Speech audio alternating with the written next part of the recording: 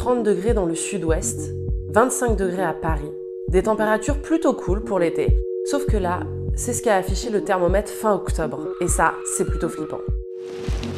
Dernièrement, on voit de plus en plus de feux de forêt, des inondations, des ouragans. Dans le monde, 7 personnes sur 10 se sentent vulnérables face aux risques écologiques.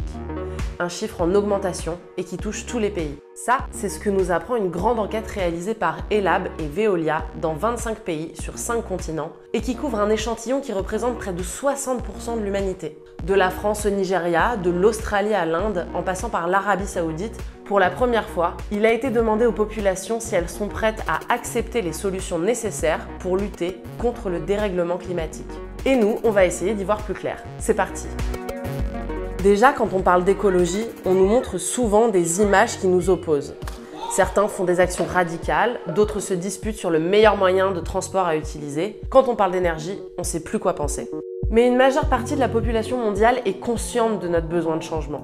D'après l'étude, 67% sont désormais convaincus que rien faire coûtera beaucoup plus cher qu'investir pour la transition écologique. Et quand on parle de l'avenir, les gens n'imaginent pas la fin du monde, mais plutôt la fin d'un monde. La fin de notre mode de vie actuel et de certaines de nos habitudes. Et ça, la plupart des individus sur Terre sont prêts à l'accepter. Une personne sur 2 estime qu'il faut changer profondément nos habitudes et aller vers plus de sobriété. 6 personnes sur 10 sont même prêtes à aller plus loin, comme le fait de payer un peu plus cher pour avoir accès à une énergie locale et moins émettrice de CO2, ou bien vivre à proximité d'une station d'épuration à partir de laquelle on peut produire de l'énergie. Aujourd'hui, de nombreuses solutions existent, nous permettant d'agir.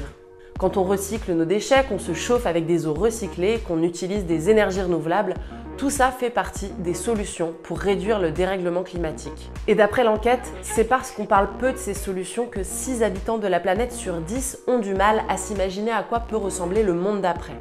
Pour parler de tout ça, des politiciens venus du monde entier, des entreprises et des ONG sont actuellement réunis pour la COP27 en Égypte. Jusqu'au 18 novembre, ils essaieront de définir ensemble des grandes mesures pour limiter le dérèglement climatique. Espérons qu'ils écoutent les citoyens parce que eux, ils sont prêts au changement.